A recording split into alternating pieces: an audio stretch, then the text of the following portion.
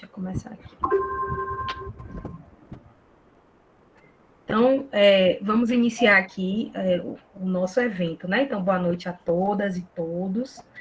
A gente vai dar início ao primeiro seminário História e Patrimônio, os bens culturais no Vale do São Francisco, né? Estamos aqui esperando vocês, estava conversando um pouco com o professor Mário. Esse evento é, na verdade, a culminância de um projeto de monitoria, né? Que eu construí junto com o monitor, né, Tiago Fernandes, que está aqui presente. E esse projeto tem o objetivo de estar dando visibilidade aos bens, né, que existem aqui no Vale do São Francisco, tá? A partir da pesquisa que foram feitas pelos discentes do curso, né? Então, a gente reuniu alguns trabalhos, né, e vamos fazer uma mesa amanhã, né? Vocês já viram na programação. E hoje a gente vai iniciar o evento com a palestra do professor Mário Ribeiro, né, que ele não colocou no resumo do currículo, mas o mais importante é que ele foi nosso colega, professor aqui do campus Petrolina, que iniciou um trabalho belíssimo aqui junto à comunidade, né? Então, já que a gente vai falar de educação patrimonial, de cultura, de bens culturais aqui na região, né, nada melhor de começar esse evento com a participação, né, com a fala dele, né, para a gente entender qual foi o trabalho que ele fez junto à comunidade e aqui na região. Eu vou só falar aqui um pouquinho o currículo de Mário, né? Então, Mário, ele é doutor em História pela Federal de Pernambuco, atualmente é professor do curso do mestrado profissional em Ensino de História, também da UPE, do campus Mata Norte, onde ele dá aula de História da África, cultura afro-brasileira e educação das relações étnico-raciais, tá? Na UFPE, membro permanente do Programa de Pós-Graduação em História, da linha de pesquisa Cultura e Memória, e vice-líder do Laboratório de Ensino e História das Religiões, tá? E foi nosso professor aqui também, do campus Petrolina. Então, Mário, vou passar a palavra a você para que você possa falar um pouco mais sobre o tema que você se propôs a estar trazendo aqui para a gente. Então, inicialmente, agradecer a sua disponibilidade, né, de estar aqui fazendo parte desse evento, desse momento com os alunos. E é isso que a gente quer ouvir você, para depois a gente fazer algumas considerações e alguns comentários, quem tiver. Ótimo. Boa noite a todos e a todas. Né? Para mim é um enorme prazer estar aqui hoje, fazendo parte, abrindo, né, esse evento organizado pela professora Ana Clara, né, o seu orientando Tiago Fernandes, né, e os alunos, né, da disciplina Patrimônio. Né? Então, assim, eu sou muito grato pelo convite, tá? Jamais eu me negaria a falar, né, de um trabalho que eu tenho um carinho imenso, que foi esse realizado aí em Petrolina, né, entre os anos de 2016 e 2019, tá? Então, assim, foi muito gratificante, né, realizar esse trabalho junto com alunos, né, interessados em pesquisar a temática, tá? Não foi fácil, porque a gente não tinha uma cultura de trabalhar com essa temática na universidade e, sobretudo, trabalhar com a metodologia da história oral, tá?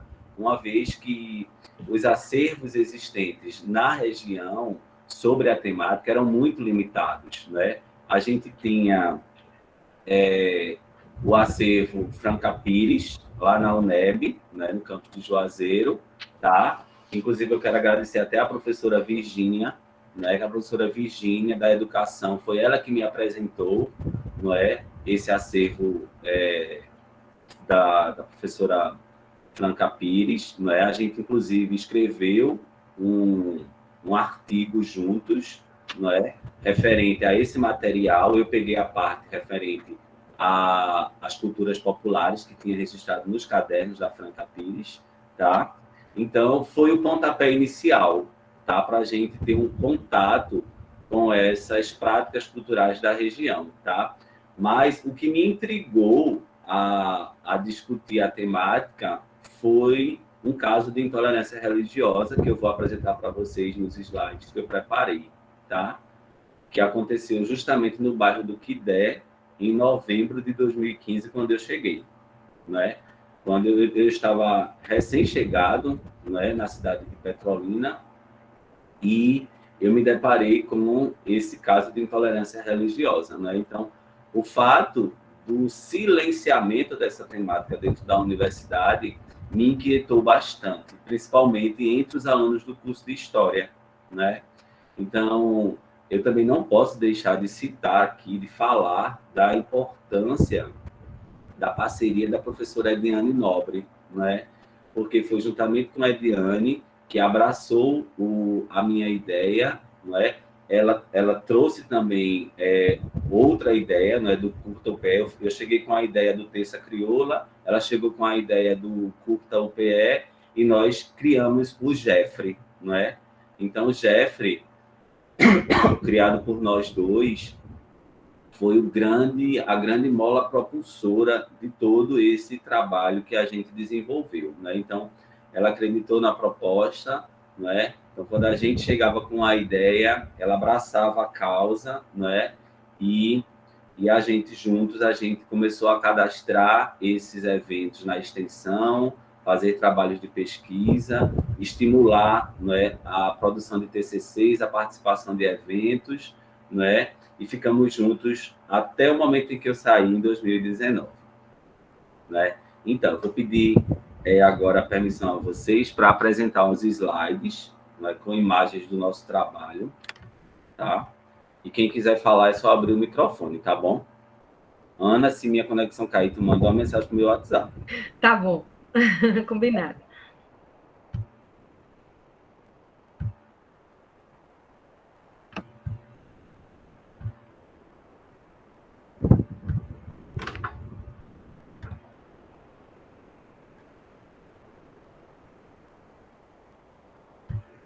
Pronto.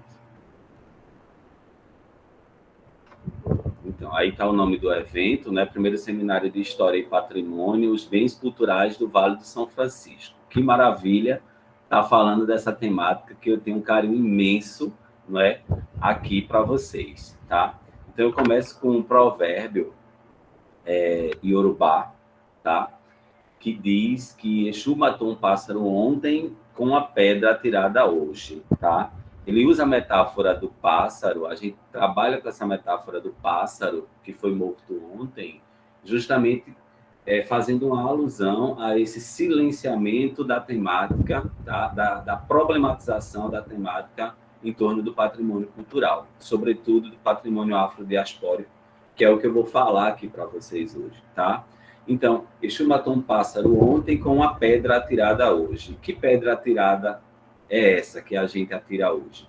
Esse evento que vocês estão organizando é uma dessas pedras que a gente atira hoje, tá? Quando a gente faz um grupo de estudos, quando a gente ministra uma disciplina e a gente leva para dentro da sala de aula esses conteúdos, a gente está matando um pássaro ontem com uma pedra atirada hoje, tá? Então, é um provérbio extremamente atual, é um provérbio que se aplica dentro da temática que a gente está trabalhando, tá? Então, eu estou falando de um projeto que foi registrado no CISPG em novembro de 2015, intitulado Práticas de Salvaguarda do Patrimônio Cultural Afro-Brasileiro no Submédio de São Francisco, tá? Então, a minha proposta inicial era justamente refletir sobre o apagamento das práticas culturais negras num território com características fortemente cristãs, brancas e europeias, né? Então, a figura da Igreja Católica, ela se faz muito das práticas cristãs em si. Elas se fazem muito presentes na região, né? Quando a gente entra na cidade de Petrolina, quem vem do aeroporto, né, tem um monumento de uma Bíblia aberta logo na entrada da cidade, né? Você chega na praça principal da cidade, da catedral, tem duas estátuas imensas, né, de dois religiosos. Esse acervo religioso, também relacionado à cristandade, faz parte de mais da metade do museu que existe na cidade de Petrolina, né? Então, assim, a a temática das práticas culturais negras, ela é completamente silenciada numa região, num território, tá? Dominado fortemente pelas práticas coloniais, cristãs e europeias, tá? Então, esse debate na academia, como eu estava falando antes da gente começar oficialmente o evento, ele nasce de uma intriga, tá? Então, eu cheguei no momento em que a cidade de Juazeiro, tá? Os blogs da região estavam todos comentando, tá? Sobre o apedrejamento da casa de Mãe Adelaide, tá? Mãe Adelaide, o nome do terreiro de Mãe Adelaide é Ileiabaci de Oiaguinã, tá? Fundado em 1976, tá? Esse terreiro fica lá na comunidade do Quidé, periferia do bairro da cidade de Juazeiro, tá bom? Então, não foi a primeira vez que esse terreiro tinha sido apedrejado, né? Durante 3 meses ele tinha sido apedrejado várias vezes, tá? E esse caso de intolerância religiosa fez com que a comunidade de terreiro, tradicionais de terreiro, as comunidades tradicionais de terreiro de Juazeiro, juntamente com Petrolina, fosse para as ruas, tá? Então eu cheguei nesse momento de efervescência, de reivindicação do povo preto, de reivindicação do povo da periferia e do povo de terreiro, tá? Reivindicando, não é, políticas públicas que dessem justamente o respaldo para que essas práticas culturais que não estão ligadas a um poder hegemônico pudessem continuar, pudessem existir sem essa onda de violência, não somente física, mas também simbólica, não é? Porque é um conjunto de violências, não é? É humilhação pública, é humilhação no trabalho, é humilhação na escola, não é? É casa que é apedrejada, não é? Então aí eu cheguei no momento em que essa temática estava, né, tomando conta dos blogs e da cidade, né, de alguns grupos especificamente, e quando eu chego da universidade, a temática é silenciada, né? Então isso me intrigou muito, porque como é que numa região onde tem o bairro do Quidé, na época, em 2015, tinha aproximadamente 20 casas de matriz africana, tá? Em 2015, era o bairro que tinha o maior número de casas de matriz africana, tá? Alguém levantou a mão? Foi eu, professor. O senhor falando aí sobre intolerância religiosa, esse terreiro aí eu conheço, eu já fui lá fazer alguns trabalhos assim, de pesquisa acadêmica, e intencionalmente bem feito o terreiro da igreja evangélica, que na época que eu visitei estava sendo assim, construída, não estava totalmente pronta. E outro fato assim, quando o senhor levantou a questão sobre intolerância, sobre os assuntos, né, de religião de matriz africana, eu lembro do trabalho que eu fiz na UPE, na disciplina de História da África, que foi com a professora Kézia. Sim, conheço.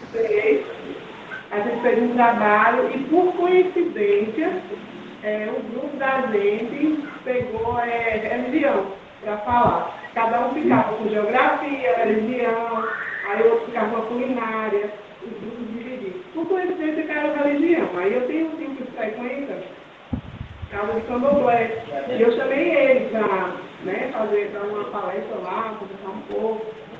Chamei meu marido também, que frequenta, que fazia faculdade de jornalismo, que fazia trabalho também acadêmico sobre, né, as matrizes africanas. E, por uma triste, não vou ter coincidência, eu acho que era coisa do destino, eu acho, porque o evangelho que tinha na sala ficou no nosso grupo, no grupo de religiões nativas africanas. Aí, nesse dia, foi uma maior briga dentro da sala, porque a gente foi falar do Exu, né?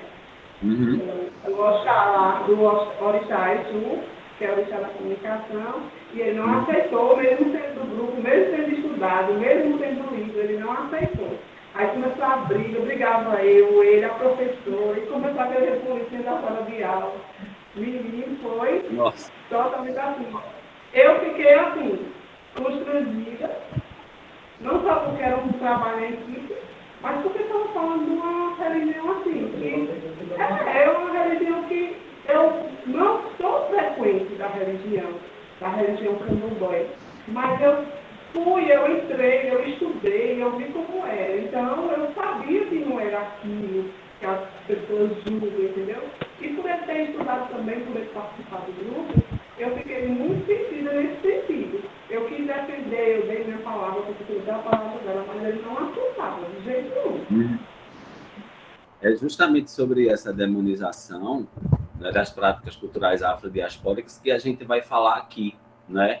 Então, foi esse silenciamento dentro do curso de História, né, que é o curso do lugar de fala que eu ocupo, que me intrigou, né? Então, aí tem imagens da caminhada, né? Essa aqui no centro é Mãe Edna, que é a Iaquequerê, em uma casa também muito significativa na região, chamada Uile Axé Airá Unidancó, tá? Eu vou falar mais sobre ela lá na frente. Alguém levantou a mão? Não, Mário, fui eu. Vamos deixar as intervenções, estou pedindo para que eles deixem para o fim, né? Depois que você terminar, a gente comenta e faz as intervenções, tá bom? Para ficar mais por conta do tempo. Então, foi nesse sentido, justamente, de desconstruir o pensamento colonial, tá? E os abismos criados por esse poder saber, tá? Esses abismos são justamente esses abismos que hierarquizam esses saberes, esses conhecimentos, tá? Então, coloca de um lado aquilo que está autorizado pelo sistema para ser trabalhado, para ser debatido, para ser discutido e problematizado, sobretudo nos espaços de produção formal de conhecimento, como as escolas e as universidades, e do outro lado coloca aqueles saberes desautorizados, aqueles saberes que vão existir e resistir nos guetos, na clandestinidade, tá? Então, foi justamente pensando em desconstruir esse pensamento colonial, tá? Que nós criamos o Jeffrey, né? E impulsionamos esse tipo de debate dentro da academia, tá? Eu trouxe uma citação do professor Sidney Nogueira, que fala justamente desse saber-poder, tá? O professor Sidney Nogueira, eu acho importante falar sobre ele, é um pesquisador, doutor, negro, babalorixá, lá de São Paulo, tá? Escreveu um livro que está agora concorrendo ao prêmio Jabuti, o livro chamado Intolerância Religiosa, dentro da coleção Feminismos Plurais, e ele traz um pensamento muito forte, muito bacana, para a gente refletir sobre esse poder saber, tá? Ele diz que ele hierarquiza, classifica, oculta, segrega, silencia e apaga tudo que for do outro, ou tudo que oferecer perigo à manutenção de um status quo, garantindo a perpetuação da estrutura social de dominação, protegendo os seus privilégios e os de sua descendência e cristalizando as estruturas do poder oligárquico. Quando ele cristaliza esse saber-poder, cristaliza as estruturas do poder oligárquico, ele vai cristalizar discursos de verdades absolutas. Ele vai cristalizar aquela história única que Chimamanda nos fala, a escritora nigeriana Chimamanda Adichie, não é? Então, esse poder saber, ele é tão cruel, ele faz parte, né, da formação do pensamento da nossa sociedade desde os tempos coloniais. E os ecos dessa produção de saber-poder, a gente encontra ainda hoje nas escolas, né, nas universidades, nas resistências de muitos alunos quando a gente leva a temática para a sala de aula, tá? Então, foi nesse sentido que eu e a professora Ediane criamos o Grupo de Estudos e Pesquisa em Festas e Religiosidades, o Jeffrey, tá? Aí são imagens das primeiras reuniões no Laboratório de História. A gente, na época, também pegou a coordenação do laboratório, tá? E foi muito importante porque as pesquisas que a gente desenvolvia, a gente disponibilizava no laboratório para os alunos que se interessassem nas temáticas, tá? Irem lá pesquisar, tá? Aí são imagens das primeiras rodas no hall dos laboratórios, tá? Aí foi em março de 2016, quando a gente falou sobre a importância do poder feminino nas religiões de matriz africana, e foi a primeira vez que a mãe Edna, não é, vem à UPE falar sobre essa temática. Eu a conheci na rua, naquele momento de manifestação pública, e fiz os primeiros contatos, e a gente trouxe mãe Edna em março de 2016, tá? Então, assim, a ideia de fazer no hall foi estratégica, tá? Porque a gente queria justamente um lugar de grande mobilização, para que as pessoas que fossem tirar xerox, que fossem ao banheiro, que fossem no bebedouro, que fossem nos laboratórios, mesmo sendo de outros cursos, pudessem ver o que estava ali acontecendo, parava um pouquinho, ficava, se interessasse pelo assunto, sentava, se não tivesse cadeira, sentava no chão, tá? E aos poucos a gente foi, não é, criando uma cultura de todas as terças-feiras a gente se reunir para problematizar justamente a satanização das coisas pretas e a guetização dos saberes afrodiaspóricos no Vale do São Francisco, tá?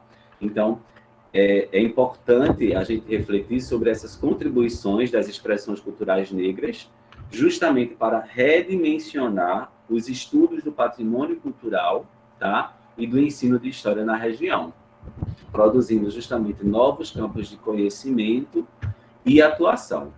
Mais adiante eu vou falar dos trabalhos que resultaram, tá, desse contato com a temática, tá?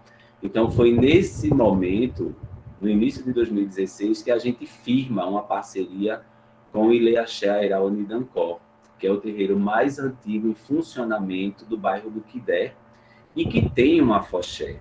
O único grupo de afoxé da região é sediado dentro desse Ilê, tá? Então, o Jeffrey fez uma parceria e uma série de atividades foram desenvolvidas, né? Começamos com pesquisas lá, com as lideranças da casa. Depois fizemos algumas visitas técnicas. Na verdade, todo semestre nós levávamos 2 turmas para o Ilê, né? Para conhecer a história da casa. Quando se falava da história da casa, falava sobre a própria formação do bairro, porque está atrelada, né? O terreiro ele vai justamente com a presença de seu Manuel Rosa nos anos 40, quando ele chega para morar na comunidade. E tudo isso a gente vai levantando, a gente vai impulsionando os alunos a se interessarem por uma história local, tá?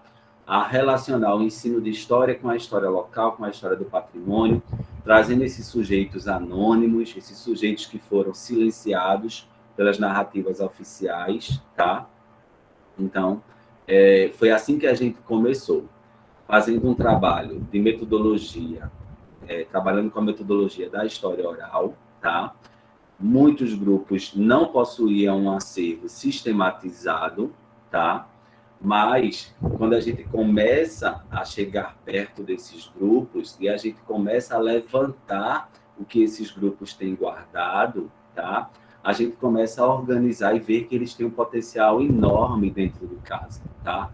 Então, o Ilê Axé Airá Onidancor mesmo tem muitos recortes de jornais, fotografias, tudo isso serviu de base para a gente elaborar os nossos primeiros estudos sobre a temática, tá? Depois a gente teve acesso ao arquivo, né?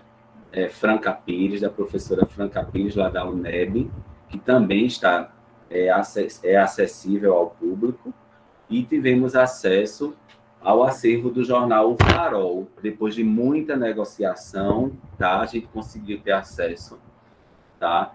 Lá no Museu do Sertão, tá? Então, foi a partir dessa documentação, juntamente a gente conseguiu imagens também do jornal Rivale, tá? Que foi um jornal que circulou na região durante um tempo.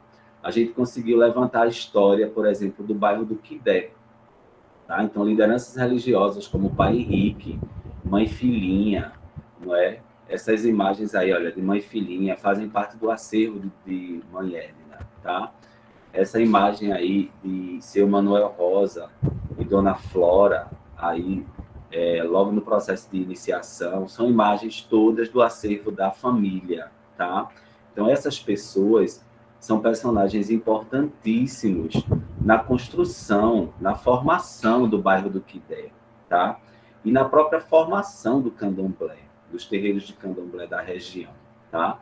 Não tem como você falar sobre essas práticas culturais afrodiaspóricas na cidade, na região do Vale do São Francisco, sem citar o bairro do Quidé e sem citar esses personagens. Eles vão aparecer na imprensa, eles vão aparecer nas memórias individuais e coletivas das pessoas, dos mais velhos, tá? Aí são imagens do Aguadê, que o terreiro promovia, tá? Ainda hoje, um dos filhos da casa de seu Manuel, na verdade, ele é o filho biológico, né, que tem a sua casa de santo aberta também, promove o Aguadê. Se eu não me engano, sai no dia 8 de dezembro, que é o Dia Municipal dos Povos de Terreiro, aí em Juazeiro, tá? Então, aí são imagens todas do acervo da família do terreiro Nidancó. Como eu falei para vocês, é o único grupo da região que tem um afoxé, tá? E isso é muito bacana, porque os afoxés, eles nascem aqui no Recife mesmo, né? É uma forma de expressão que vem justamente com esse discurso político de enfrentamento do racismo, de enfrentamento dessas questões ligadas a essa segregação étnico-racial, tá? Então, é uma forma de, através da música e da dança de origem afro-brasileira, tá? Levar essa discussão para as ruas. Então, eu fiquei muito encantado com esse espaço, tá? Pelo trabalho que ele realiza, não somente do ponto de vista religioso, mas um trabalho do ponto de vista social e de formação, tá? Porque não era, a UPE não foi a única, desculpa, a universidade que entrou no terreiro para fazer esse tipo de trabalho, né? A Univasf já frequentava, já tinha uma parceria com a casa, a UNEB também com o curso de comunicação social, tá? Também já tinha uma parceria com a casa, desenvolvendo trabalhos muito importantes, mas aí a gente precisava que Pernambuco chegasse, né? E foi a partir desse momento que a UPE chegou, fazendo essa parceria e espalhando essa história na região, tá? Aí são imagens do afoxé ensaiando, imagens do afoxé na rua, aí a liderança é o presidente do afoxé, Zé Rosa, tá? Tem uma fala dele que eu acho muito potente, que ele diz que tirar o candomblé de dentro de 4 paredes e levar para a avenida, em cima disso quebrar o preconceito que tinha muito na nossa cidade. Essa é a função do afoxé. Cada momento de preconceito fez com que a gente tivesse mais coragem em seguir com a ideia do afoxé. Então você percebe que é uma cultura de resistência.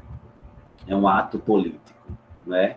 De levar... a gente não pode fazer... A gente é impedido de praticar as nossas religiosidades, tá? Então, a gente não vai ficar aqui dentro de 4 paredes, não. A gente vai para as ruas, a gente vai cantar para as nossas divindades, a gente vai levar os símbolos de africanidades para a rua. Então, eles levam torsos, turbantes, adereços, né, instrumentos musicais, a dança, uma série de elementos de africanidades invadem as ruas e os terreiros, na verdade. A avenida do carnaval, quando a afoxé passa, se transforma numa grande extensão dos terreiros, né?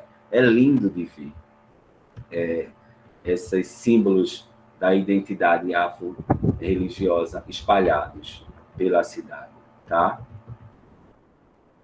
Como ato de denúncia, né? Desse silenciamento, dessa satanização, né? Desse apagamento, dessa desqualificação, tá? Então, a gente não vai silenciar diante disso, não. A gente vai reagir, a gente vai resistir. E a gente resiste da melhor forma que a gente sabe fazer, cantando e dançando, né? Então, tem um evento que acontece dentro do próprio afoxé, que é a escolha da musa da negritude, tá? Que é um evento de grande representatividade da mulher negra, não é? Na comunidade, na cidade, protagonizado dentro da periferia. Então, você vê aí toda a potencialidade que existe dentro da periferia, tá? Esse projeto Filhos de Zazi é um projeto que já teve parceria com o governo da Bahia, tá? Então, tem parceria católica da comunidade e com a quadrilha junina Buscapé, que também é da comunidade. Parte das pessoas do Afoxé fazem parte da quadrilha, né?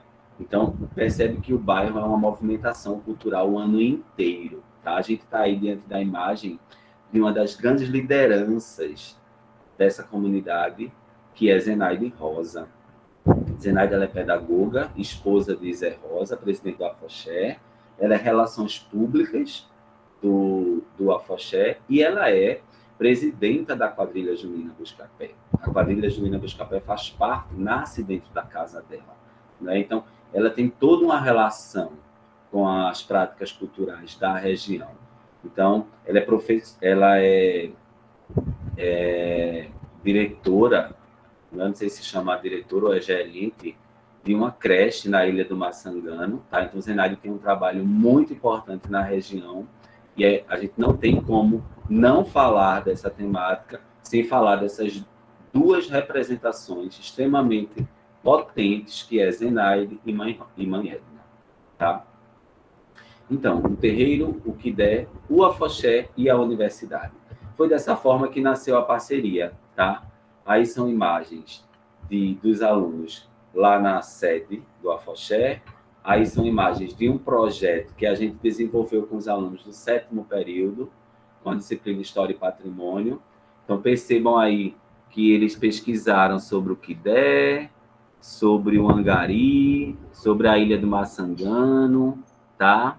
E aí eles construíram banners, tá? E a gente chamou representantes dessas comunidades para assistir às apresentações.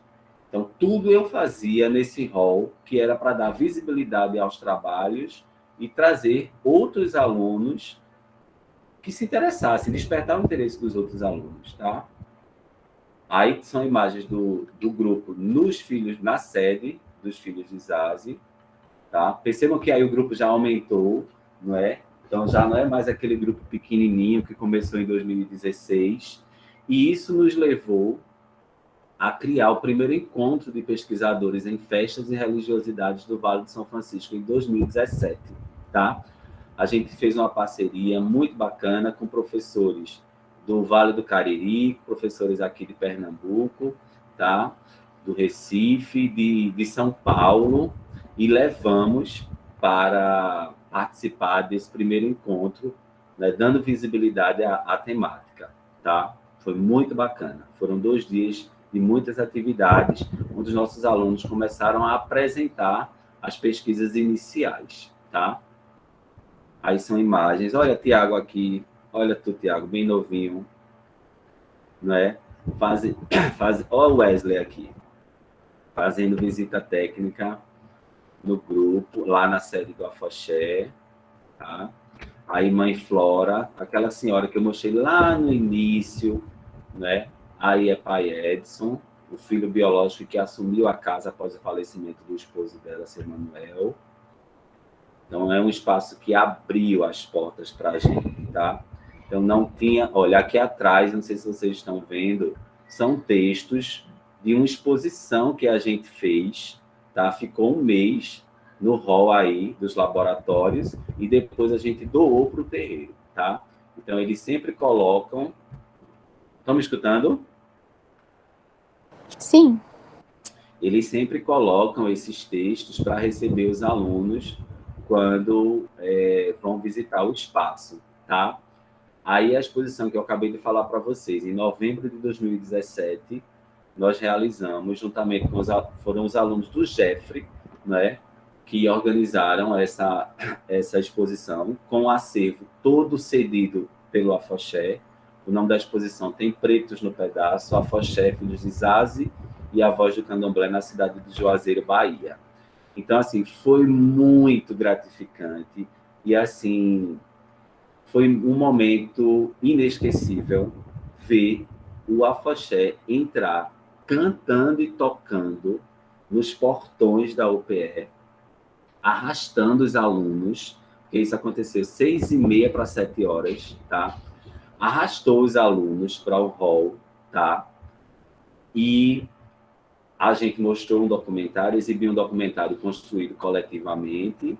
Eles fizeram uma pequena apresentação e olha a quantidade de alunos que a gente conseguiu reunir. Tinha para mais de 100 pessoas, minha gente, nesse dia da inauguração da exposição, tá?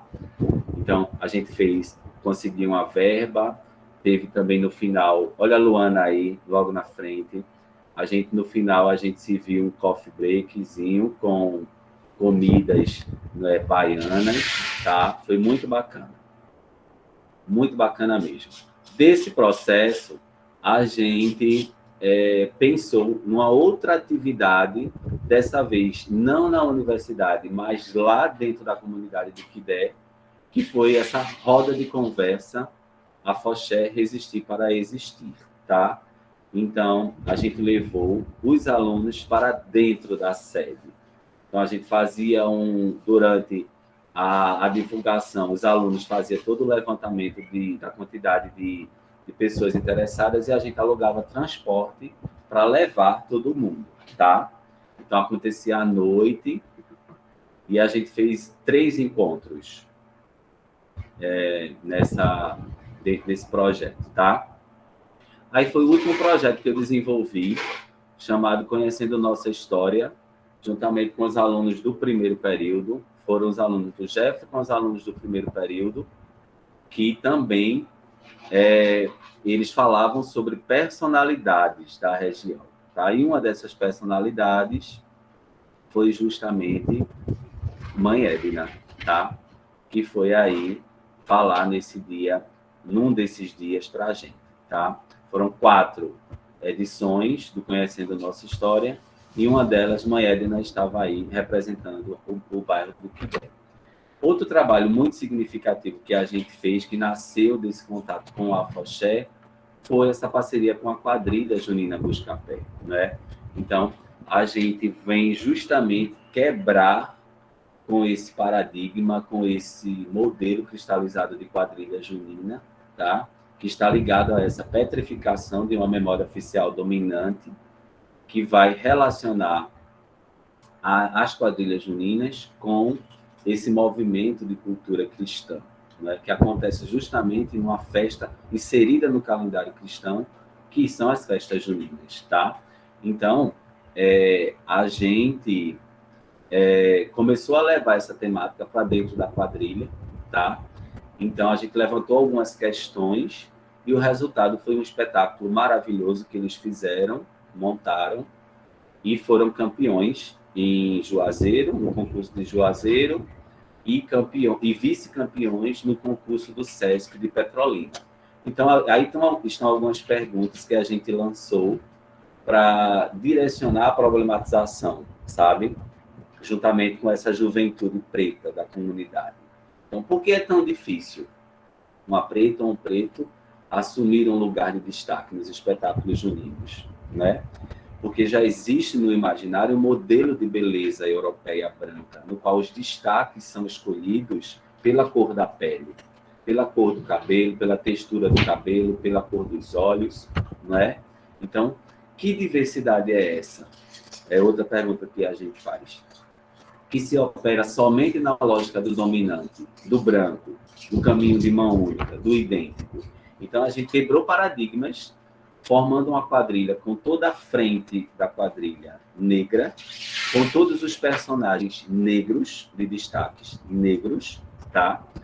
Levando uma temática sobre racismo para dentro do arraial. Então, esse trabalho foi totalmente estruturado durante 9 meses e o resultado foi esse espetáculo belíssimo que vocês estão vendo aí, tá? Levando... o nome do espetáculo foi Acorda Povo que o Galo Cantou, Acorda Povo que a Buscapé Chegou, né? Falando dessa relação entre São João e Xangô, né? E a gente levou aí uma série de questionamentos. Quem casava os noivos era uma Ialorixá, né? Então, por que não casar sob as bênçãos de Xangô? Não é uma divindade também cultuada na região pelos povos de terreiro, né? Então, será que essa cultura se apaga durante os festejos juninos? Por que a mídia não dá a devida visibilidade? Tá? Por quê? Porque acontece nas periferias, porque acontece por povos pretos, por povos de religiões não dominantes, né? Então, foi esse o questionamento que a gente fez, levando os símbolos da religiosidade afro-brasileira para dentro dos arraiais, tá? Então, foi muito bacana descobrir esse potencial do Vale, do patrimônio, esse potencial do patrimônio cultural do Vale de São Francisco, e isso foi construído, tá? Juntamente com os nossos alunos orientandos, tá? Eu listei alguns trabalhos aqui, o do Emerson, que está assistindo a nossa apresentação, né? Foi o primeiro trabalho, né, sobre rodas de São Gonçalo. É importante dizer que todo esse acervo ele ia para o laboratório de história para despertar o interesse dos alunos em construir novas pesquisas. A gente teve o Danilo Leite, que trabalhou sobre a comunidade ribeirinha de Juazeiro, tá? O trabalho dele foi quase todo construído em cima do acervo dos cadernos de Franca Pires. A gente teve a Flávia Barreto, que fez um trabalho específico sobre o Afoxé Filhos de Zazi e o Onidancor. A gente teve a Adriele Fernandes, que estudou a comunidade quilombola da Barrinha da Conceição. Nós tivemos também o trabalho de Maria Luana Souza, que está também assistindo essa apresentação. Ela estudou a comunidade quilombola do Lambedô, que inclusive tem um grupo de reizado. Essa comunidade fica em Lagoa Grande, não é? Uma cidade antes de Petrolina. Tivemos o trabalho de Jaelson Monteiro, que trabalhou sobre o acervo do Museu do Sertão e o ensino de história, né? E o trabalho de Paulo Afonso, que foi um outro orientando meu, que trabalhou com a relação do samba de véio e o ensino de história. Então, foi um trabalho que, além de resultar nesses TCCs, que estão todos disponíveis aí para vocês terem acesso, também resultou em alguns capítulos de livros, tá? Eu publiquei, eu acho que uns 3 capítulos de livros, em livros, né, sobre esse trabalho do Jeff com essa temática específica. Participei de muitos eventos, muitas palestras, apresentei muitos trabalhos, levei também comigo muitos alunos para apresentar trabalhos, inclusive Flávia e Adriele vieram aqui para o Recife apresentar os seus trabalhos de pesquisa, tá? Fizemos vários momentos aí na universidade para os alunos apresentarem os trabalhos, e é isso, né? Falei bem corrido para dar tempo a gente conversar um pouquinho ainda, tá? Agradeço a atenção de vocês e estou aberto ao debate. Mário, eu nem quis falar muito no começo, porque eu queria te ouvir realmente, né? Eu sempre digo na disciplina que eu estou tentando dar continuidade, que eu não sou uma especialista em patrimônio, mas eu voltei da minha licença, você já tinha, né, o Jeffrey já era um grupo consolidado, os trabalhos já eram incríveis, né, a gente já conseguia ouvir, né, escutar os alunos, né, o retorno dos alunos sobre esse trabalho que você fez, né, e eu queria justamente tentar dar uma continuidade, né, no sentido de a gente não perder. Claro que não com essa potência, não com a partir do lugar, né, de fala, mas que a gente pudesse fazer com que os alunos que estão chegando agora entendessem a importância do seu trabalho, do grupo, né, para aqui, para a Petrolina, para a região do Vale de São Francisco, né. Acho que a gente ainda está tentando se recuperar, e aí teve a pandemia, né, mas também sempre falo da importância da história, da gente pensar na história local, pensar na história da região, algo que tem sido muito deixado de lado, né, aqui, né, a gente fala de um curso de história, também sempre foi uma questão que eu tinha, né, embora a gente não tivesse convivido muito por conta, enfim, eu estava afastada e eu voltei, e logo um pouco depois você se afastou, mas eu sempre colocava essa questão, né, da necessidade da gente construir trabalhos em torno da região do São Francisco, né, e como a gente não consegue material, né? E isso afastava os alunos da discussão, né? Isso que você traz é rico em diversos sentidos, da problematização, né? De trazer esse diálogo necessário, né? Com a comunidade, dessa troca, de não ficar só dentro dos muros da universidade, mas levar isso para eles e trazê-los para dentro da universidade, né? Trocar mesmo, esse é o sentido, né? É para isso que a gente trabalha e tenta construir as discussões dentro da academia, né? E isso floresceu e trouxe muitos frutos, né? Muitos trabalhos acadêmicos, trabalhos para você, mas para a gente, principalmente, né? Então, eu ainda continuo trabalhando nessa perspectiva dos inventários, e esse evento é para isso, né? Para falar do trabalho que você fez e para a gente tentar não deixar ele se perder, né? E traçar outras perspectivas. Então, queria te agradecer imensamente por estar fazendo parte disso, né? Desse momento aqui.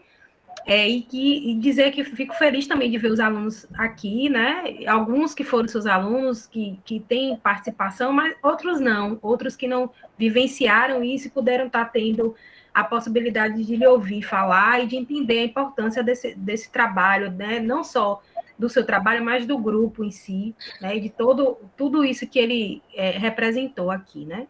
Então, queria te agradecer antes da gente abrir as falas. E o Thiago quer falar?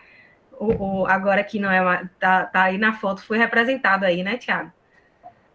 Pode E falar. Zenaide, que eu vi, não é Zenaide? Agradecer a presença de Zenaide, que foi falada aqui, né? Grata, Zenaide, por estar nesse momento. Saudade, Zenaide. Pode falar, Thiago. Vocês me ouvem? Dá para ouvir? Sim, sim. Boa noite, pessoal. Primeiro que eu fico muito feliz de poder reunir os meus 2 orientadores em um evento. E aí, vou fazer um momento de tiete, tá? Tá permitido. E eu queria deixar os avisos. Primeiro, pedir desculpas por conta da mudança no link que aconteceu. Mas foi realmente necessário para a gente poder fazer o registro, gravar esse evento, gravar a fala do professor Mário. E eu mandei agora no chat a frequência. Quem quiser o certificado de ACC, por favor, preenche, tá?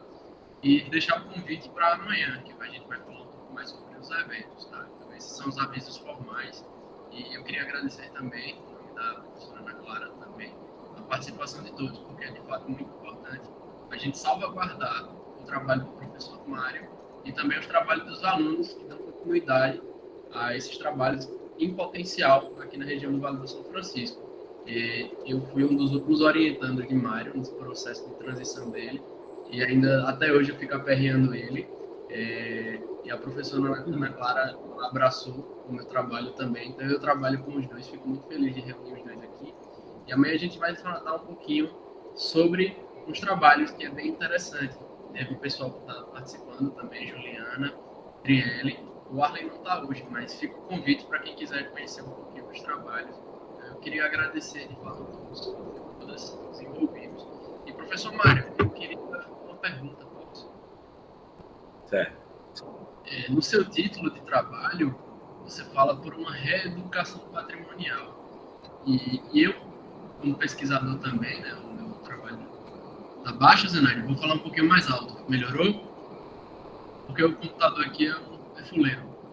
Mas eu, professor Mário, eu pergunto a respeito da reeducação patrimonial, uma vez que a gente tem uma certa dificuldade, porque muitas pessoas não conhecem o que é educação patrimonial, quem dirá repensar esses conceitos.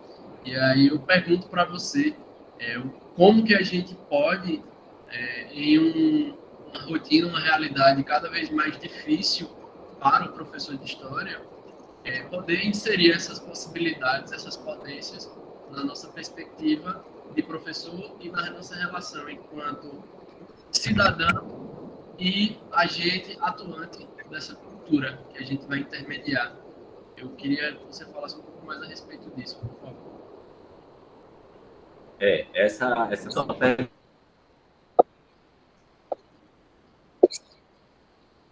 ela é bem pertinente, não é? Estão me escutando?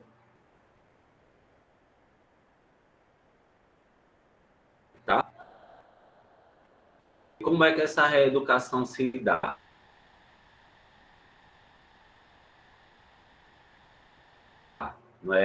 Não é fácil, tá? Levar essa temática das periferias, da produção, do potencial intelectual, do potencial cultural existentes nas periferias, esse protagonismo das periferias para dentro da universidade, que é uma instituição cristã, com formato cristão, com formato de pensamento colonial, com formato de pensamento que segrega ainda, tá?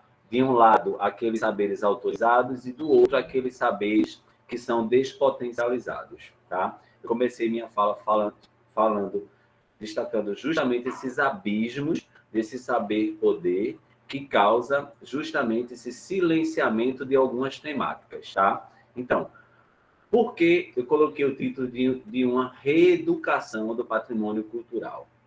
Porque a gente precisa, na verdade, se reeducar. A gente precisa se aproximar dessas temáticas e problematizá-las, tá? Para além daquela visão folclórica que se tinha de muitas temáticas quando se fala sobre patrimônio cultural, tá? Porque quando a gente fala de patrimônio cultural, primeiro que vem à mente aquele discurso e aquele pensamento cristalizado de um bem relacionado à pedra e cal, não é? Então, isso parece que ficou cristalizado nas mentes das pessoas e as pessoas não conseguem associar, por exemplo, que o maracatu de baque virado é um bem patrimonial, que o modo de fazer o acarajé é um bem patrimonial, não é? Então, como essas práticas protagonizadas por populares, sobretudo de periferias, como elas se transformaram e chegaram a um patamar de se tornar um bem patrimonial do país, não é? O frevo é até da humanidade, não é isso? Então, a gente está falando de práticas culturais que resistiram durante séculos para continuar existindo até hoje. Então, a gente não pode deixar que um sistema como esse, que está sucateando e esvaziando de sentido todo esse movimento de resistência, tá? Desqualifique toda essa produção cultural, todo esse movimento, tá? Que foi sendo feito, que foi protagonizado por quem veio antes, pelos mais velhos, e aí entra a importância da ancestralidade, tá? Aqueles que vieram antes, aqueles que amaciaram os caminhos para a gente passar, tá? Então, essa necessidade de reeducação é justamente nesse sentido. Esse momento que a gente está vivendo aqui é um ato de resistência, é uma prática decolonial de ensino, né? É uma forma de levar o debate para a sala de aula. A gente tem mais de 25 pessoas aqui na sala. Essas 25 pessoas estão escutando isso, não é? Vão refletir sobre essas questões e vão levar para a sala de aula. Vão encontrar mecanismos de levar para a sala de aula. Então, não é uma tarefa fácil. Ana está aí de prova, tá? Mas a gente consegue, tá? O que a gente não pode é cruzar os braços e silenciar. Porque se você observar os currículos, cada vez mais, os currículos eles vão se embranquecendo, não é? E essas questões, elas são colocadas embaixo do tapete, tá? Exatamente, né, Mário? Então, aproveitando essa questão que o Thiago coloca, queria que você falasse um pouquinho sobre essa relação do historiador. Uma coisa que eu falo muito na minha aula é isso, né? Às vezes a gente chega para começar a disciplina, os alunos, primeiro eles até perguntam por que a gente estuda patrimônio cultural, o que é, ninguém entende, né? O que é patrimônio e por quê, qual a importância de se estudar, qual é a relação disso para o conhecimento histórico. Então, a primeira grande discussão que a gente faz na disciplina é justamente essa, né? E eu queria que você falasse um pouquinho o papel disso para o historiador, né? Como é que a gente, quanto historiador, pode contribuir nessa discussão, né, de patrimônio? Então, durante muito tempo, aqueles que primeiro se debruçaram no estudo do patrimônio foram os folcloristas, não é? Então, a gente hoje tem uma parcela de historiadores que critica muito os estudos dos folcloristas, mas eles são, assim, é uma fonte de pesquisa para a gente riquíssima, não é? porque é um trabalho, o texto de um folclorista é um texto eivado de detalhes, tá? É ausentes de produção, de problematização. Você não tem uma problematização, você não tem uma contextualização, parece que aquilo acontece ali de forma isolada, sem ter uma relação com o universo mais amplo, com aquele território mais amplo, tá? Mas o fato de você pegar aqueles textos, aquelas informações de detalhes, de como, por exemplo, modo de se vestir, o que tocavam, como tocavam, essas nuances a gente não vai encontrar, por exemplo, numa matéria de jornal, que é justamente aquele documento que o historiador pensa logo em pesquisar, não é? E deixa de lado essa produção dos intelectuais folcloristas, tá? Então, assim, o que é que o historiador faz? O historiador não estuda as relações dos sujeitos no tempo, e essas relações dos sujeitos no tempo, elas variam, não é, conforme as temporalidades e os lugares. Porque esses sujeitos, eles vão criar mecanismos de sobrevivência, e aí estão as práticas culturais inseridas, tá? Para atender às suas necessidades. Então, essas práticas culturais, elas vão mudar, elas vão ganhar um formato diferente de acordo com as temporalidades, justamente para atender às necessidades dos grupos que estão protagonizando, não é? Então, quando a gente, historiador, vai trabalhar com a temática do patrimônio, a gente está preocupado em levantar questões que estão relacionadas não somente a dar visibilidade ao samba de véio, por exemplo, ao maracatu ou ao afoxé, por exemplo, mas a gente quer saber por que aquelas pessoas fazem isso. Qual o sentido de existência que essas práticas têm para a vida dessas pessoas? Qual a relação que o Estado tem com essas práticas culturais? É uma relação de cima para baixo? É uma relação de diálogo? Há uma resistência? Há tentativas de silenciamento? Se há tentativas de silenciamento, será que eles cruzam os braços? Será que eles criam mecanismos de resistência? Né? Quem são essas pessoas? Onde estão essas pessoas? O que essas pessoas fazem? Então, são essas problematizações que nós, historiadores, fazemos quando estudamos a temática do patrimônio cultural. Então, não é uma temática que chega esvaziada de sentido. Não é a gente não quer estar falando de o grupo dança assim, o grupo se apresenta assado. Não, isso pouco importa para a gente. O que importa para a gente é o que está por trás, né? É o que impulsiona eles a se apresentarem, a fazer aquilo, não é? Então, não é fácil, sobretudo numa região em que não se valoriza essa temática, e a gente precisa trabalhar com a metodologia da história oral, tá? Porque a gente não tem inventários. Esse trabalho que vocês estão fazendo agora, vocês vão deixar para as futuras gerações uma documentação importantíssima, tá? Então, as futuras gerações, quando quiserem saber sobre determinada prática cultural, vão beber desses inventários que vocês estão fazendo, né? Então, assim, a gente sente muita dificuldade porque essas pessoas, pela própria formação delas, elas não têm, inicialmente, esse conhecimento de dizer assim, eu vou guardar essa fotografia porque isso é um acervo importantíssimo. Eu vou guardar esse recorte de jornal. Então, elas não têm essa cultura de guardar esse material, porque isso é muito da gente de historiador. Então, a gente chega na casa delas para entrevistar e a gente pergunta, a senhora tem alguma fotografia?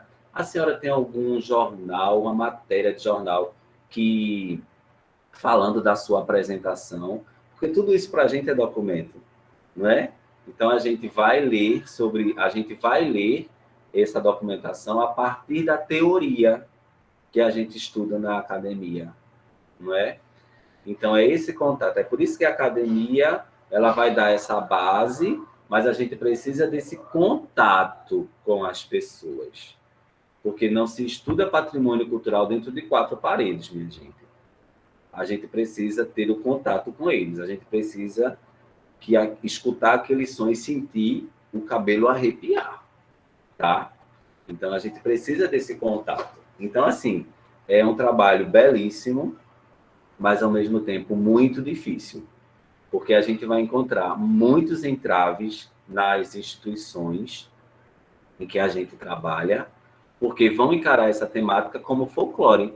E aí cabe a gente, no lugar que a gente ocupa, falar justamente da importância que esse trabalho tem, não é? Vamos chamar essas pessoas para as universidades, para as escolas, insere na pauta, convida a Zenaide, convida outro representante do Lambedor, convida alguém do Samba de Véio para falar. Eles sabem falar, eles têm voz, eles não precisam da gente para a gente estar falando, tá entendendo? Então, a gente precisa, o que a gente precisa é abrir os caminhos, não é? É fazer essa ponte, tá? Mas eles sabem chegar chegando. Porque quem domina a história são eles, não é? Diga, Emerson. Boa noite mais uma vez. Assim, eu queria trazer um pouco essa temática para o universo da sala de aula, porque enquanto a gente é historiador, a gente tem uma perspectiva de pesquisa, de como ir atrás desse patrimônio, de como analisar. Mas, ao mesmo tempo, a gente percebe que um dos desafios para se manter um estudo sobre o patrimônio é o desinteresse que os alunos têm, e quando eu digo alunos, eu me refiro às gerações mais novas. E nesse ponto é que eu levanto um questionamento. Será que essa globalização que a gente está tendo, esse desenvolvimento, entre aspas, acelerado, não acaba dificultando também essa tarefa de salvaguardar esse patrimônio? E outro ponto que eu chamo a atenção, e eu queria a opinião do senhor, professor Mário, é como é que a gente poderia criar um currículo no qual a gente conseguisse incluir essas práticas de salvaguarda do patrimônio, tendo em vista a realidade que a gente enfrenta hoje em dia, como professor e como pesquisador. Olha, Emerson, com relação a essa questão da globalização, não é? Isso é um tema que já foi, assim, sempre nos acompanha, não é?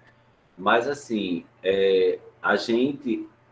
Veja, se a gente fosse se deixar, não é, silenciar em virtude desse poder hegemônico, tá? A gente não continuava existindo, não é? Aí esses grupos culturais não continuavam existindo. Porque eu lembro, por exemplo, que teve uma discussão nos anos 70, não, no início, vamos voltar para o início do século XX. A modernidade era o grande bicho-papão das tradições, não era? Das práticas culturais tradicionais. E aí vem nos anos 60, 70, a indústria do turismo, que também os conservadores vão dizer que constitui uma grande ameaça à ordem, sobretudo às práticas culturais nacionais. Essa onda de estrangeirismos que estava tomando conta do país, tá? E nos últimos anos a gente vem com esse discurso de globalização, tá? Então, esse discurso de globalização tá aí, beleza. Mas a gente tem nas periferias os grupos resistindo, fazendo as suas manifestações culturais, garantindo a salvaguarda da sua ancestralidade, né? Então, você tem aí hoje, mas eu estou no inventário dos afoxés. A gente está fazendo uma pesquisa, né, com os grupos de afoxés de Pernambuco, com o intuito de pleitear o título de patrimônio cultural do Brasil para os afoxés, tá? E a gente levantou 44 grupos em Pernambuco. Dos 44, a gente fez entrevistas com 28. Entendeu? Cada um com suas especificidades, resistindo a essa onda de homogeneização, tá? Então, o que a gente precisa é cada vez mais conhecer esse conteúdo, se apropriar desse conteúdo e encontrar mecanismos, Emerson, de pegar os pontos dos conteúdos curriculares de história e relacionar a temática do patrimônio. Porque a gente consegue fazer isso em vários pontos. A gente consegue fazer isso com Brasil Colônia, a gente consegue fazer isso trabalhando com República, a gente consegue fazer isso com a questão dos movimentos sociais, por exemplo. Por que os movimentos sociais são tão perseguidos? Porque eles vão contra aquela ideia que o sistema vai impor, não é?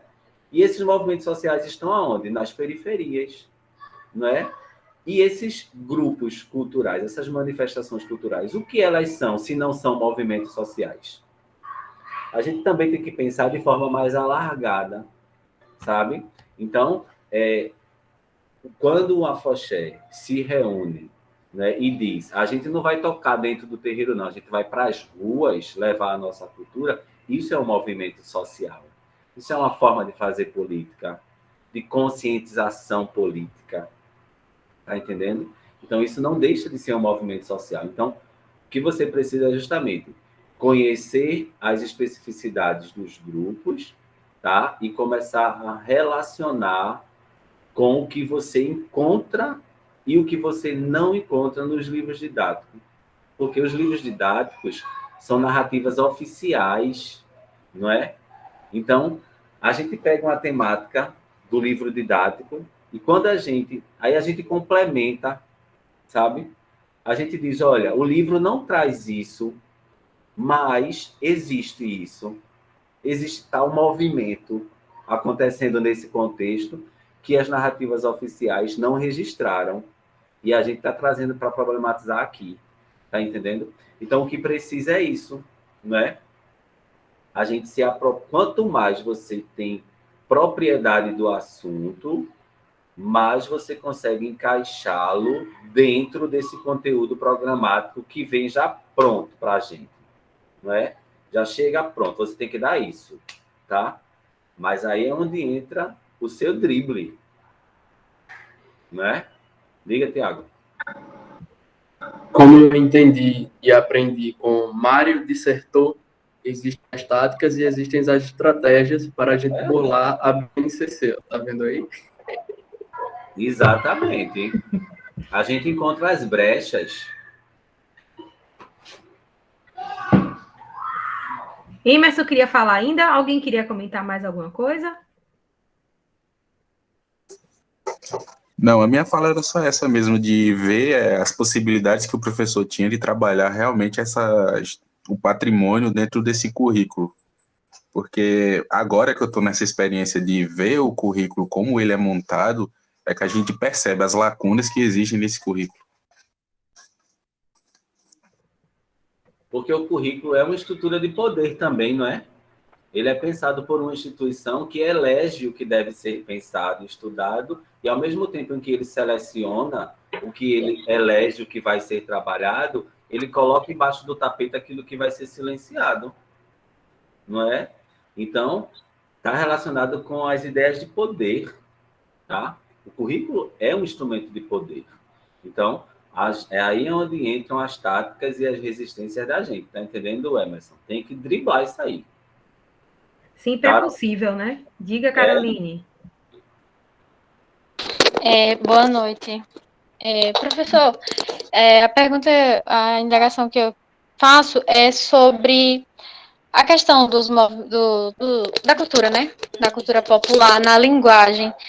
Como a gente poderia trabalhar essa questão? Eu tenho muito interesse em, talvez, fazer um trabalho futuramente sobre ditados populares mesmo, presentes na cultura. E eu queria saber como a gente poderia trabalhar isso. Luana, Luana Souza, você queria comentar? Que a gente faz um bloco, né, de perguntas? Sim, professora, eu queria comentar ainda de acordo com a fala de Emerson e do professor Mário também, eu achei interessante. Mas aí a colega vai falar agora e eu falo depois. Pode ser. Você não quer aproveitar, não? E faz um bloco só de questões para Mário? Pronto. Não, em relação assim, é mais a questão assim, diária, como ele falou, Emerson, da sala de aula. E aí vem muito a questão do que a gente vivenciou nos grupos, né, nos trabalhos.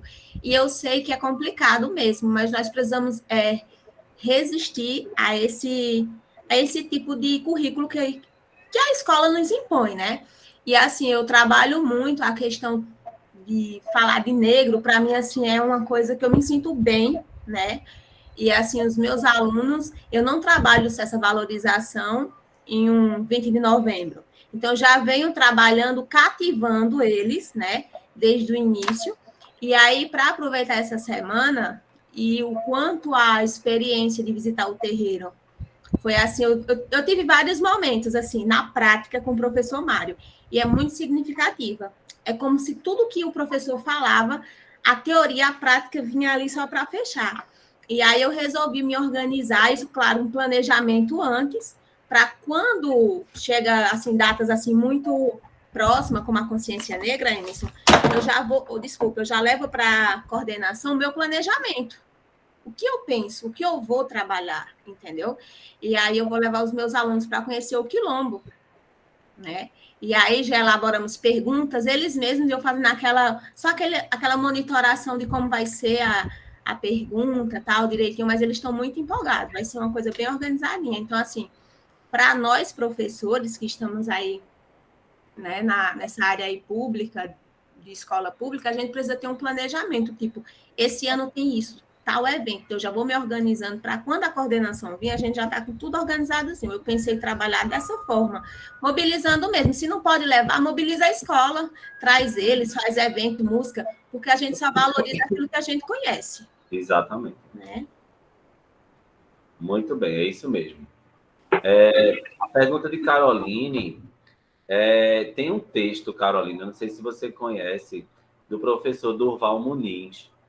O nome do texto, você encontra na internet esse artigo. É Fragmentos do Discurso Cultural. Tá? Bota só esse título.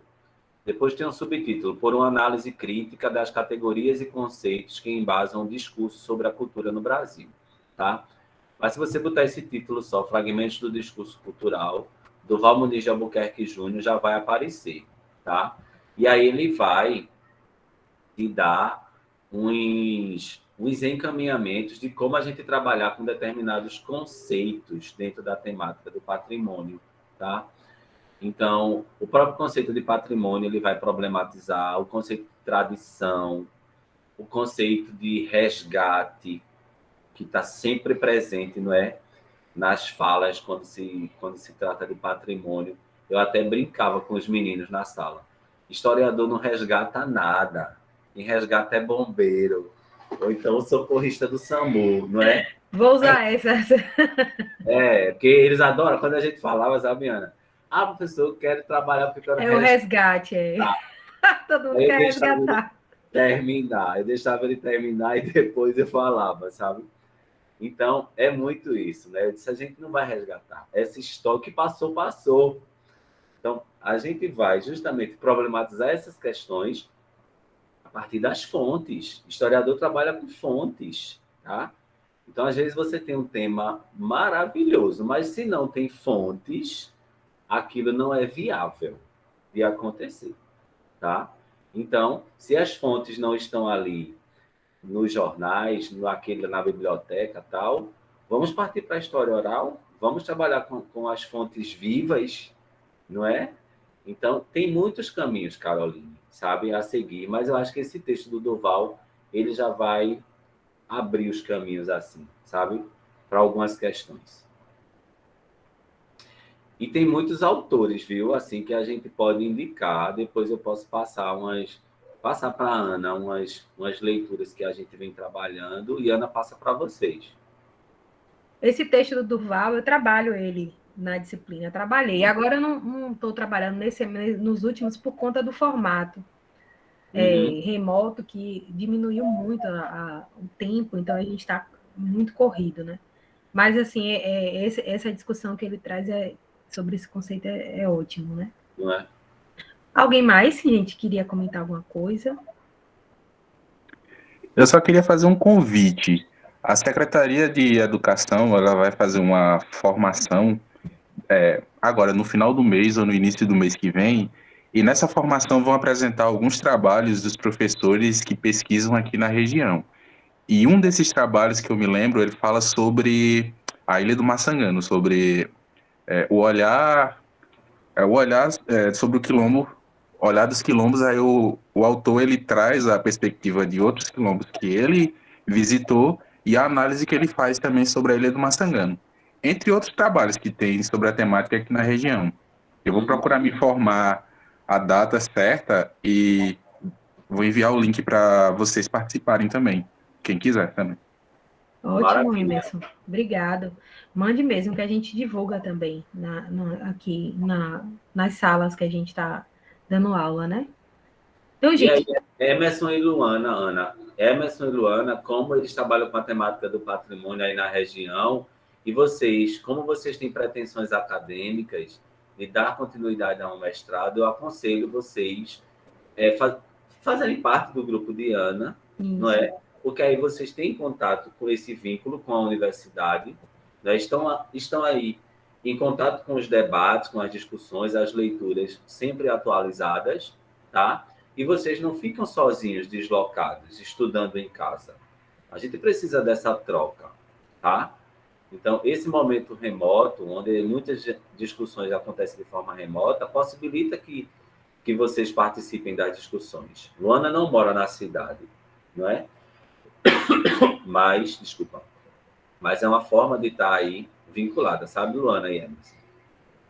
Exatamente o que eu ia pedir no final da reunião.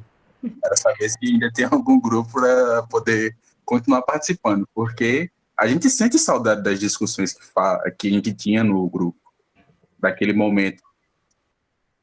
Sim, Emerson, eu vou tentar, né?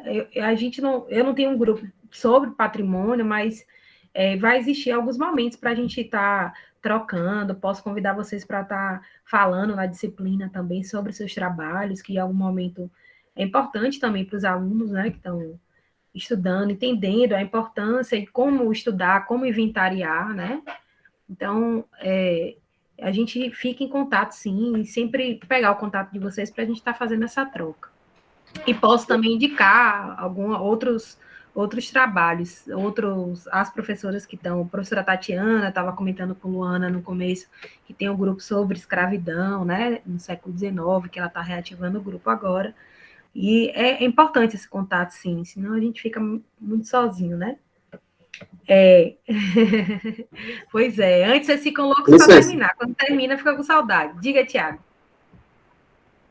Prof, pensando nisso, eu acho que poderia uma articulação dos próprios alunos e ex-alunos de montar um grupo, né, para a gente estar mantendo esse contato e trocando algumas figurinhas, talvez, quem sabe, marcando reunião mensal para poder discutir algum texto. Eu acho que fica válida, fica a ideia para a gente poder articular. Eu posso ser uma das pessoas aí que organiza juntamente com Emerson, com Ana. Vamos aí que a menina faz a força, vamos ver. Eu topo. Pronto, vamos sim. Agora, online, a gente já pode convidar Mário também para fazer parte do grupo, fazer as unidades, juntar as unidades aí e organizar. Vamos sim, a gente pensa direitinho, formata, tá vendo como é bom? Conversar e fazer eventos. Maravilha. De um evento já nasce outro, né? Pois é, já nasce logo um grupo.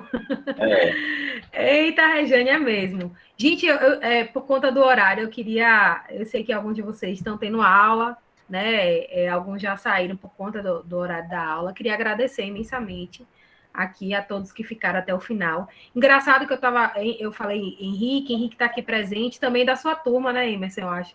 Henrique está fazendo um trabalho, por conta dessa reflexão também que ele teve lá na disciplina de patrimônio, sobre essa questão do diálogo com a sala de aula, né?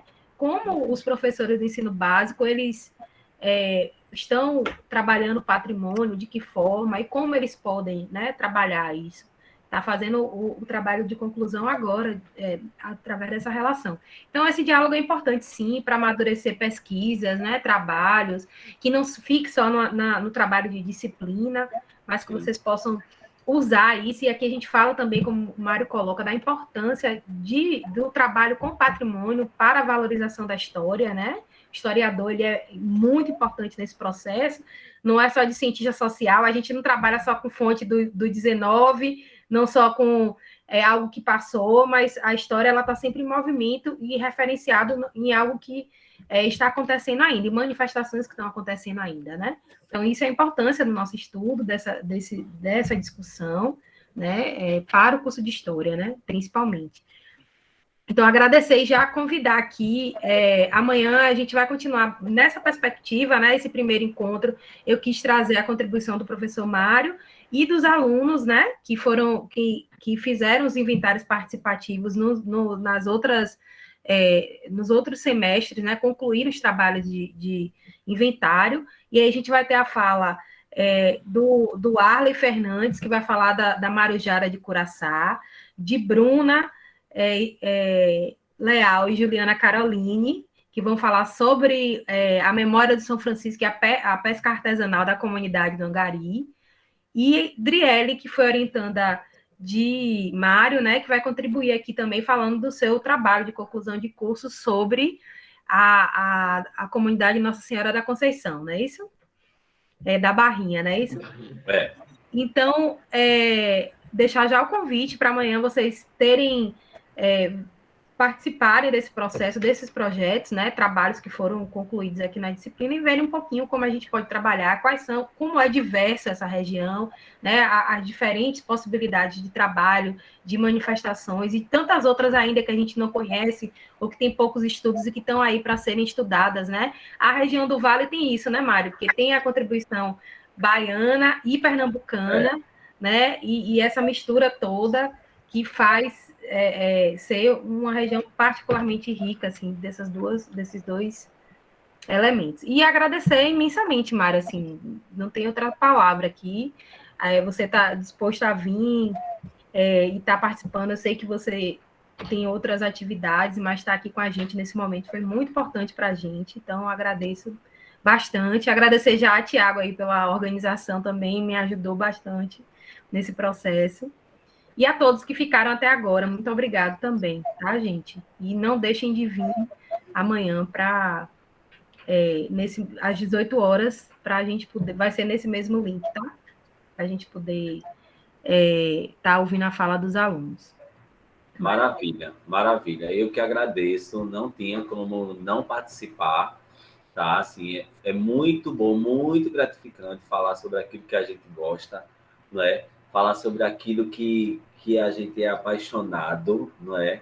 Então, isso é muito prazeroso, tá? E, assim, é muito bom também ver os alunos egressos aqui, interessados na temática. Isso. Né? Flávia, Emerson, Luana, não é? Então, assim, é muito bom, tá? Muito bom, não é? Então, assim, Ana Larissa aí também, ó. Tá dando um oi aí. Tá aí ela levantando a mão. Que saudade. Ana é inteligentíssima, né? Ana Adoro Ana. Então, assim, muito bom, tá? A Ana, como a Ana Clara falou, a gente está numa região onde tem um potencial incrível, tá? Para ser trabalhado e poucos trabalhos realizados. Então, assim, vocês estão com a faca e o queijo na mão, tá? E a gente precisa potencializar isso, não é? Trazer essas histórias à tona, tá? Então, a Universidade de Pernambuco tem esse compromisso, não é? É a única universidade da região aí, não é, Ana? Que tem um curso de licenciatura em História, isso. Não é?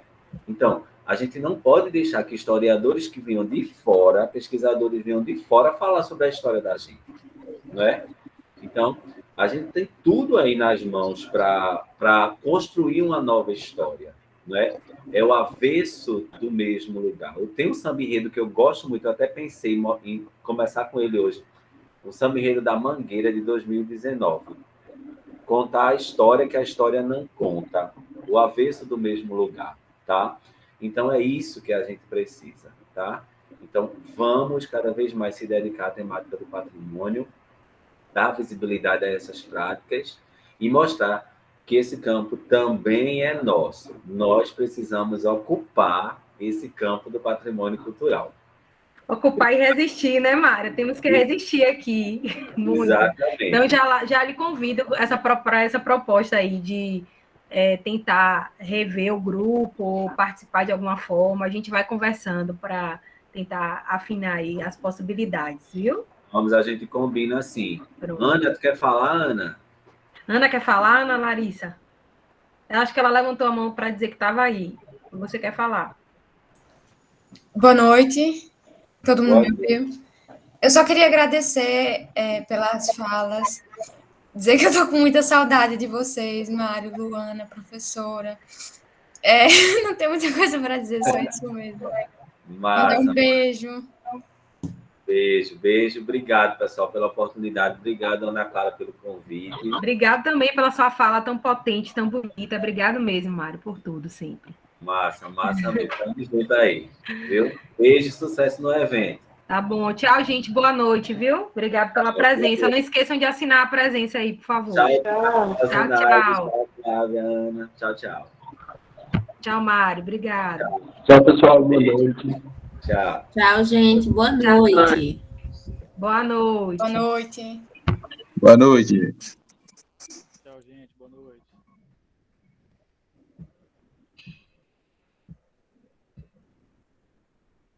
E aí, jovem? Tudo certo?